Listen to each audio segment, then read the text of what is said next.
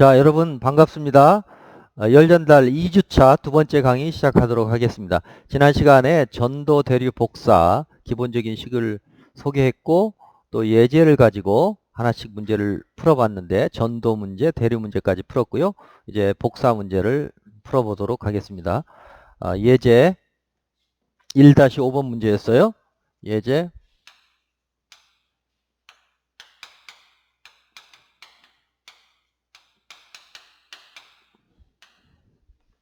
그래서 사람이 있고 사람의 표면 온도 T1은 30도씨에 표면적은 1.4m 제곱, 그리고 이 주변 이 방의 온도 T2는 여름에 25도씨, 겨울에 또는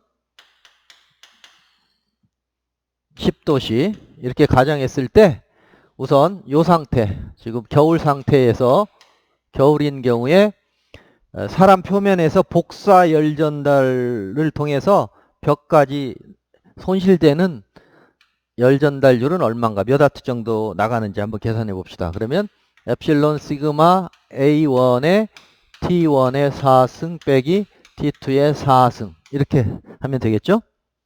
면적은 지금 높은 쪽의 온도에서 나가는 거, 그걸 기준으로 하시면 되겠고, 그렇죠?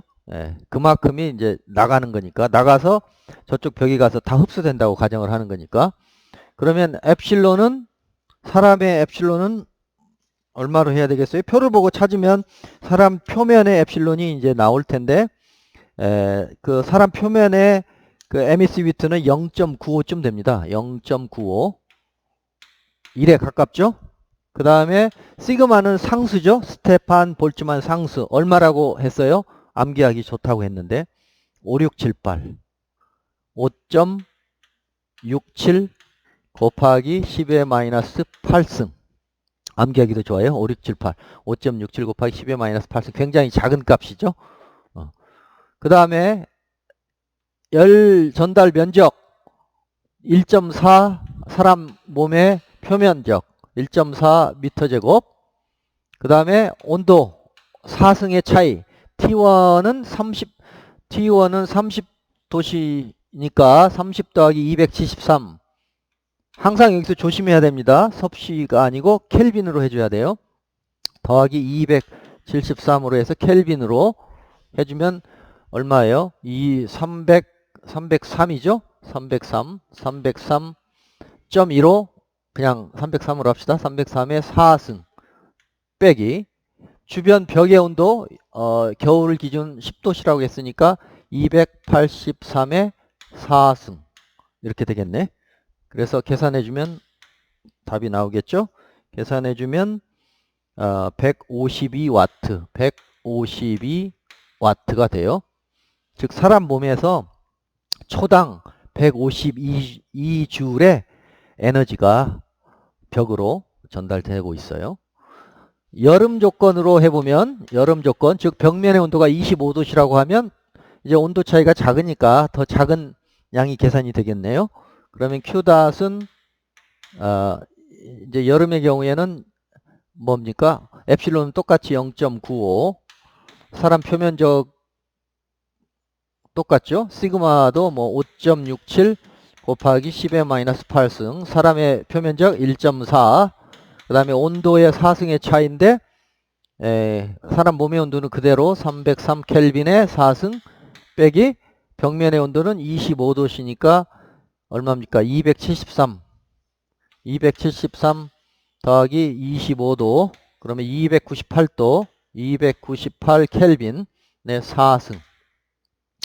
이렇게 해서 계산해 보시면 답이 나오겠죠. 우리 답이 얼마가 나오냐면 40.9와트가 되겠습니다. 그래서 사람 몸은 30켈빈이라고 가정을 하고 옷을 입고 뭐 표면을 쟀다고 치면 거기에서 겨울에 실내 벽면 온도가 10도씨라고 가정했을 때 복사로 열 전달되는 열 전달량은 초당 152줄이 되겠고, 즉 152와트, 여름의 경우에는 40와트 꽤 차이가 많이 나죠. 당연히 그렇겠죠. 온도가 다르니까. 그렇게 해서 이제 전도, 대류, 복사 한 문제씩 풀어봤고, 우리 교과서에 이 복사 예제, 여기 지금 페이지 14페이지에 나오는데 바로 이어서 복합 열전달 얘기가 나오니까 복합 열전달까지 마저 설명을 할게요. 복합 열전달은 뭐냐면 복사만 일어나는 게 아니고, 지금 이런 상황이라고 하더라도 이 방 안에 공기가 있으니까 이 공기와 사람 표면 사이에 대류가 일어날 수도 있죠. 그리고 만약에 공기가 완전히 정지하고 있다 치면 전도가 일어날 수 있지. 그러니까 어쨌든 복사는 항상 있을 것이고, 여기가 운동하는 유체인 상황이면 대류가 있겠죠. 그래서 대류 플러스 복사 열전달이 일어날 거예요. 만약에 공기가 다 전체가 정지하고 있는 상황이라고 가정하면, 그러면 이제 전도는 있겠죠. 전도. 이 표면에서 공기 쪽으로 전도되어 나가는 에너지가 있으니까 그 전도 열전달 더하기 복사 해서 2개 정도 복사는 항상 따라다니는 경향이 있다. 그래서 그런 경우에 문제를 한번 풀어보는 것이 이제 15페이지에 나와 있어요. 그래서 이 문제에 추가한다고 생각하시면 되겠는데, 이제 다른 값을 줬기 때문에 지우고 다시 풀어보도록 합시다.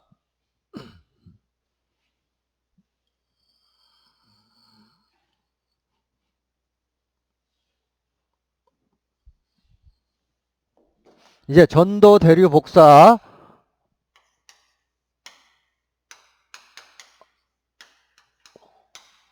문제를 했고, 이제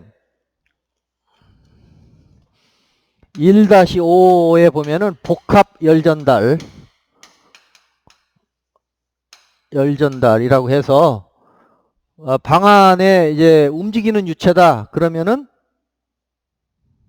대류가 있겠죠. 대류 상황에 또 대류와 복사가 함께 있을 수도 있겠고요. 그래서 이 경우에 이제 대류와 복사가 함께 있는 복합 열전달 문제를 다뤄보자 하는 것이 예제 1-6이 되겠습니다. 예제 1-6번 페이지 15페이지 봅시다. 그래서 여기 이제 사람이 아까처럼 사람이 서 있고, 사람의 표면 온도는 29도로 했네요. 이번에는 29도씨. 그 다음에 사람의 표면에서의 에어리어 면적 A1은 얼마로 했습니까? 1.6으로 했네요. 아까보다 좀 크게 잡았네. 1.6m 제곱으로 했고,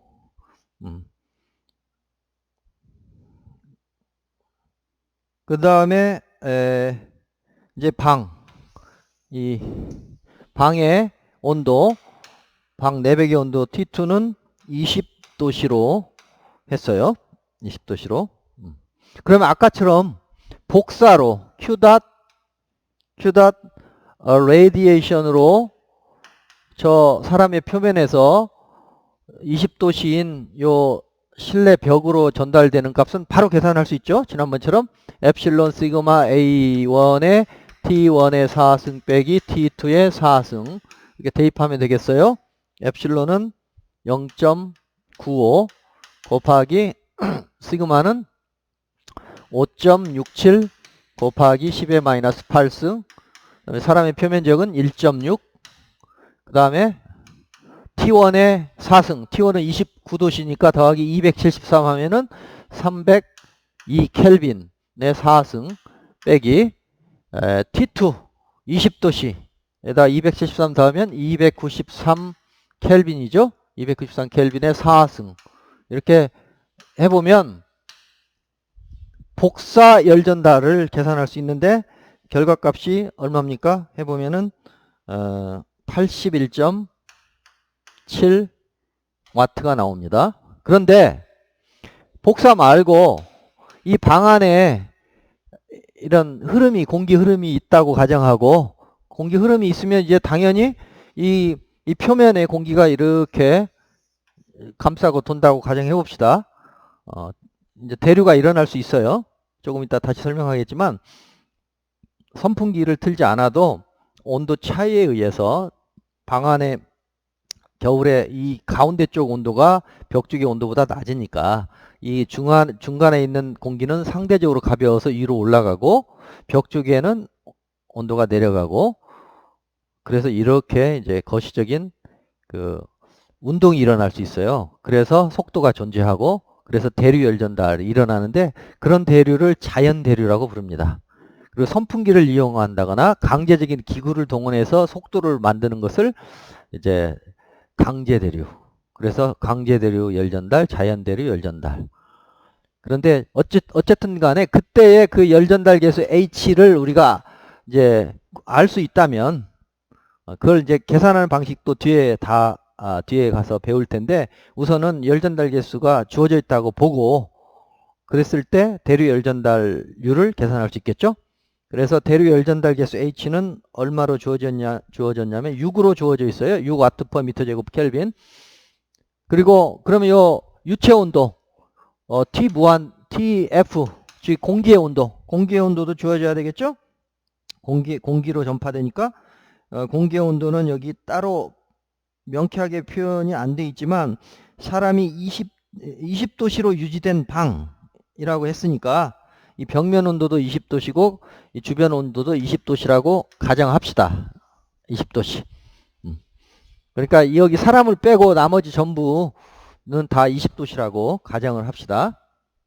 그러면 Q 닷 컨벡션 대류 열전달로 빠져나가는 열전달률을 계산할 수 있어요. HA1 그다음에 T1 빼기 T2 TF 플루이드 이렇게, 그죠? T1이 TW니까. 그래서 여기다가 대입하면 열전달 계수 H는 6이고 열전달 면적은 그 사람의 표면적이 될 테니까 똑같이 1.6이고, 그 다음에 사람 표면의 온도는 아까 29도씨 빼기 주변 공기의 온도는 20도씨. 이렇게. 물론 이걸 켈빈으로 바꿔도 돼요.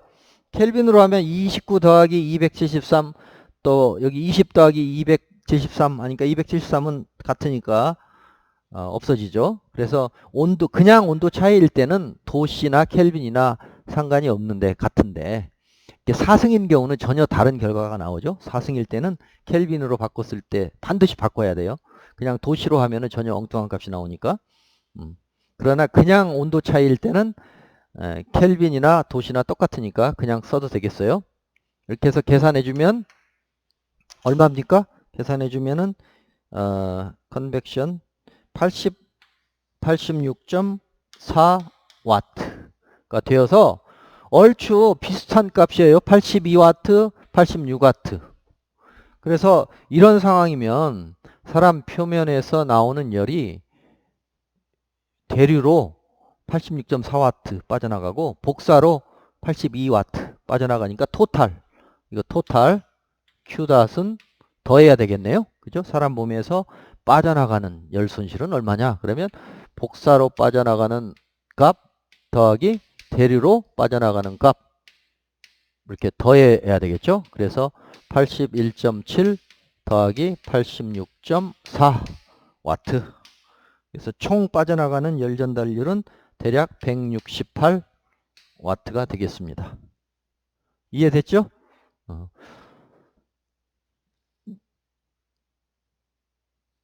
그래서 거의 이제 이런 방 안의 사람과 공기의 대류, 또 방 안의 사람과 벽면까지의 복사, 금방 해봤지만 얼추 비슷한 값이 됩니다. 그래서 이런 상황이면은 이제 두 가지를 다 계산을 해서 합해야 되겠고요. 이제 다른 조건, 만약에 굉장히 이 사람이 아니고 이 쇠구슬인데 쇠구슬이 뭐 한 1000도까지 가열된 쇠구슬이다. 그러면 여기에서 벽까지 가는 복사 계산할 수 있겠고, 또 뜨거운 쇠구슬과 이 주변 공기의 대류를 또 구할 수 있을 텐데, 아마 그런 경우는 해보시면 알겠지만 이 표면도가 굉장히 큰 경우에는 복사에 의한 열전달 값이 훨씬 커서 대류는 상대적으로 무시할 수 있는 경우도 꽤 있습니다. 그러나 이제 처음에는 두 가지를 다 고려해야 되겠죠. 이해되셨죠? 예. 그러면 이제 1장을 거의 다 한번 핵심적인 것은 다 훑어봤습니다. 그러면 이제 남은 시간에 1장에서 우리가 빠뜨린 부분만 한번 다시 한번 검토하고 그 다음에 이제 2장으로 넘어가려고 합니다.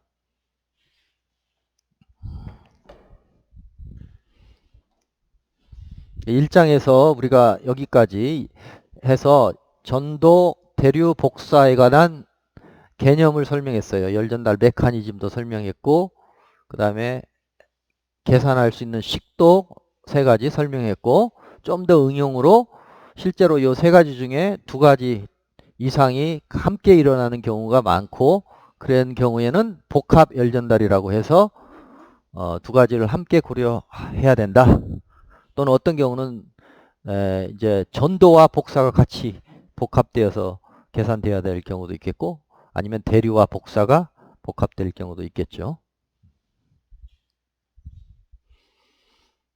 그러면 교과서에 한번 쭉 훑어보시면 그 전도 부분은 우리가 했고, 열 전도도도 설명을 드렸어요. 열 전도도도 설명을 드렸는데, 열 전도도의 그 표가 4페이지에 보면 표 1-1 해서 상온에서의 물질의 열 전도도가 나와 있어요. 그래서 현재까지 알려진 가장 열 전도도가 큰 물질은 제가 뭐라고 했죠? 다이아몬드라고 했어요. 다이아몬드가 2300쯤 되죠. 그 다음에 그 밑에 실버, 은이 429, 카퍼가 401, 골드가 317. 그러니까 이제 금속 중에서는 은이 제일 높네. 은, 그 다음에 동, 그 다음에 금, 알루미늄은 237, 아이언, 철은 80 정도 됩니다. 근데 이제 철에다가 이제 탄소 같은 걸 좀 넣어가지고 스테인리스 스틸을 만들잖아요. 그럼 스테인리스 스틸은 한 20 정도 됩니다. 그래서 뭔가 첨가된다거나 아니면은 그 이종 서로 다른 금속을 합금시켜서 했을 때는 열 전도도는 더 작아지는 경향이 있습니다. 그 다음에 글래스, 유리는 0.78, 브릭, 벽돌은 0.7, 물, 정지하고 있는 물은 0.6쯤 됩니다. 물은 0.6이다. 이것은 대략 뭐 벽돌이라든가 나무라든가 그것과 좀 비슷하다. 나무는 0.17, 훨씬 작네요. 그 다음에 휴먼 스킨, 우리 피부는 0.37, 그 다음에 공기는 0.026 이렇게 됩니다. 그래서 지금 제가 표를 쭉 읽었지만 전도와 관련된 주요 물성 열 전도도의 주요한 값들 몇 가지 정도는 암기하는 게 좋겠어요. 그래서 물은 얼마? 물의 K값은 0.6쯤 되고, 물과 공기가 정지하고 있을 때 온도 차이에 의해서 열이 빠져나간다 하면 그때 열 전도도를 사용해서 계산해야 되겠죠. 공기의 열 전도도는 0.026쯤 됩니다. 굉장히 작죠. 그래서 공기는 사실상 단열재 역할을 해요. 우리가 주요 단열재, 제일 저렴한 단열재, 많이 쓰는 단열재 보면 스티로폼이 있는데, 스티로폼은 이제 그 안에 공기 구멍들이 많이 있죠. 공기방울들이. 그러니까 그 공기의 열 전도도가 낮은 것이 큰 역할을 해요. 스티로폼 재료 자체도 낮은 걸 써야 되겠지만, 이게 이제 폼 형태로 다공성 물질로 돼 있잖아요. 그래서 그 안에 공기층들이 있기 때문에 걔들이 이제 단열 성능이 우수한 겁니다. 그 다음에 이제 높은 이제 금속 중에서는 금속이 비금속보다 높다고 했어요. 일반적으로 비금속보다 높다. 그래서 금속 중에서 높은 것이 은이 있었고, 그 다음에 동이 있었고, 구리, 그 다음에 금이 있었고, 그 다음에 뭐 알루미늄, 그 다음에 아이언, 그 다음에 스테인리스 스틸, 서스. 뭐 요 정도는 좀 대략 어느 정도 되는지 기억을 하는 게 좋겠어요. 그래서 은과 동은 한 400 정도 되고, 금이 뭐 317, 알루미늄이 217인가요? 217, 철이 80, 스테인리스 스틸이 한 20 정도 되더라. 표 1-를 보시고서 은이 한 429쯤 되네. 429. 그냥 대략 대략 말씀드렸어요. 자세한 것은 표를 보시고. 그러니까 비금속 중에서는 이제 유리, 우리 건축을 생각하면 유리, 그 다음에 벽돌, 나무 이런 거 좀 생각을 해봐야 되겠죠. 많이 쓰는 거. 유리는 얼마입니까? 유리 글래스 0.78, K가 0.78, 벽돌은 0.72. 유리나 벽돌이나 K값 비슷하네요. 그 다음에 나무 0.7이 됐죠? 브릭, 나무는 어디 있어요? 우드 0.17, 나무 0.17 정도 되더라. 그래서 일반적으로 금속이 비금속보다 훨씬 고체의 경우에 훨씬 크죠. 훨씬 커요. 대략 비금속은 1 언저리야. 대략 1 정도. 1보다 약간 작고, 금속은 뭐 10에서 100 단위, 10에서 한 400 정도 K값을 갖게 되고. 왜 비금속보다 금속이 더 좋다고 했었죠? 메커니즘을 설명드리면, 고체의 열 전도 메커니즘은 분자의 격자 진동에 의해서 온도가 높은 쪽에서 진동 에너지가 상대적으로 낮은 쪽에 진동 에너지, 진동으로 전달되는 방식이 전도기 때문에 이제 금속이 그 구조가 더 치밀한 경우가 훨씬 더 전달력이 좋아요. 그래서 금속이 일반적으로 비금속보다 구조가 훨씬 치밀하니까 전달력이 좋은 거고, 거기에 추가적으로 금속은 비금속에 없는 게 있어요.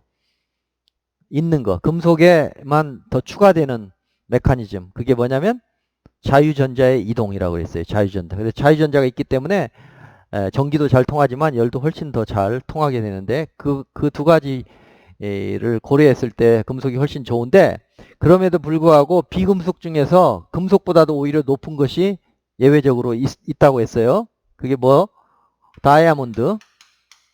다이아몬드는 자유전자가 없어도 금속 그 재료 자체가 너무나 단단하고 분자와 분자가 밀집되어 있기 때문에 전달력이 좋다고 보시면 되겠어요. 그래서 K가 2300점 됩니다.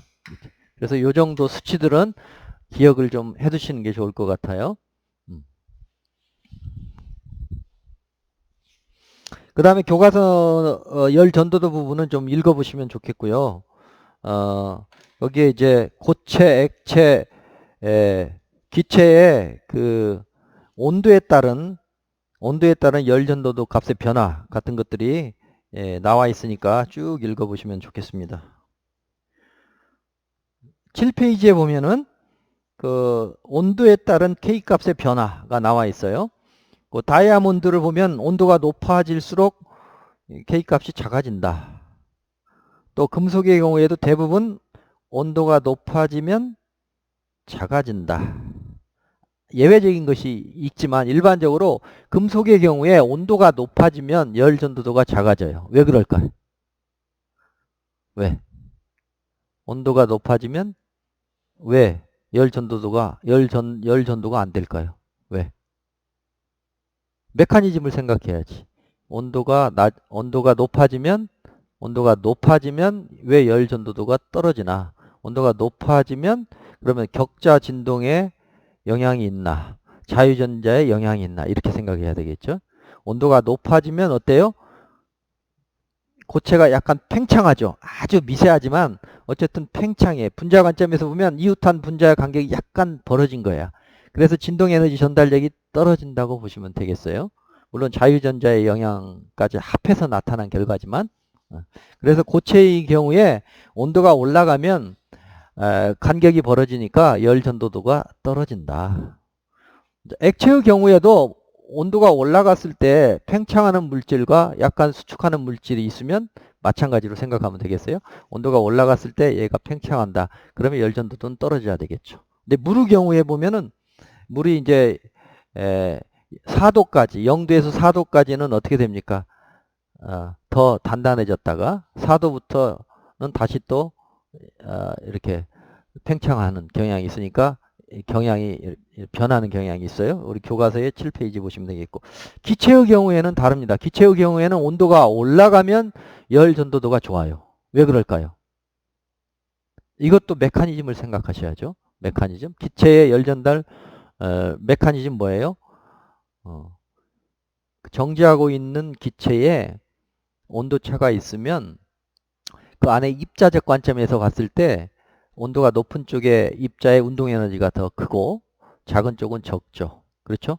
그래서 이제 전달이 되는 건데, 만약에 전체적인 평균 온도가 더 높아지면 각 입자의 운동 에너지가 다 각각 더 커지겠죠. 그래서 충돌과 확산이라는 메커니즘으로 열이 전달되는데, 확산도 더 활발할 거고 충돌도 더 활발해질 거기 때문에 기체의 경우에는 온도가 올라가면 입자들이 더 많이 충돌하고 더 잘 확산이 되어서 열 전도도가 높아집니다. 그래서 그래프를 보시면은 저런 경향이 있죠. 그래서 열 전도도에 관한 서술은 교과서를 읽어보시고, 여기 이제 하나 더 추가되는 개념이 열 확산율이라고 있습니다. 열 확산율, 이것만 설명하고 두 번째 강의를 정리할 텐데, 열 전도도와 더불어서 열 확산도 또는 확산율, 여기서 열 전도율, 열 전도도, 열 확산도, 열 확산율, thermal diffusivity,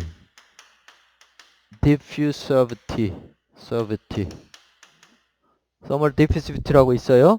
thermal diffusivity.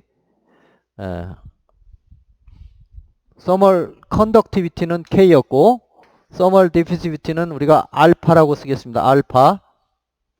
알파의 정의는 thermal conductivity K 나누기 어떤 건데, 로 곱하기 CP로 나눠준 값을 확산도라고 불러요.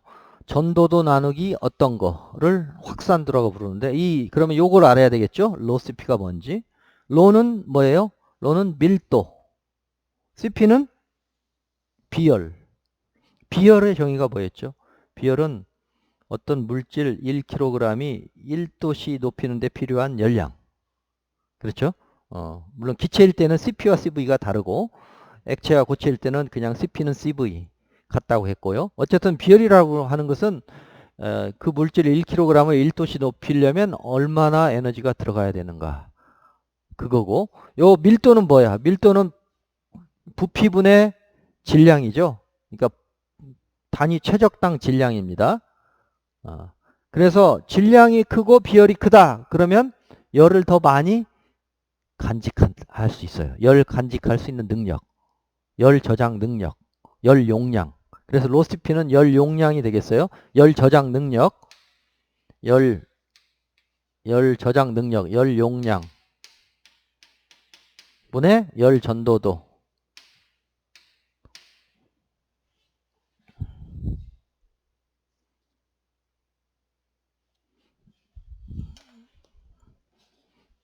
thermal conductivity 나누기 heat capacity. 이거 영어로 하면 heat 능력, capacity.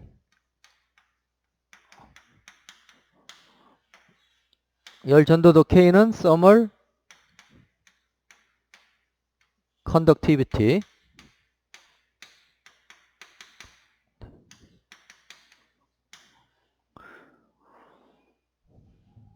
그래서 두 가지 물질이 있다고 했을 때 컨덕티비티가 비슷하다고 하더라도 밀도나 비열이 다르면 이 K 나누기 로스피 값이 많이 다를 수 있어요.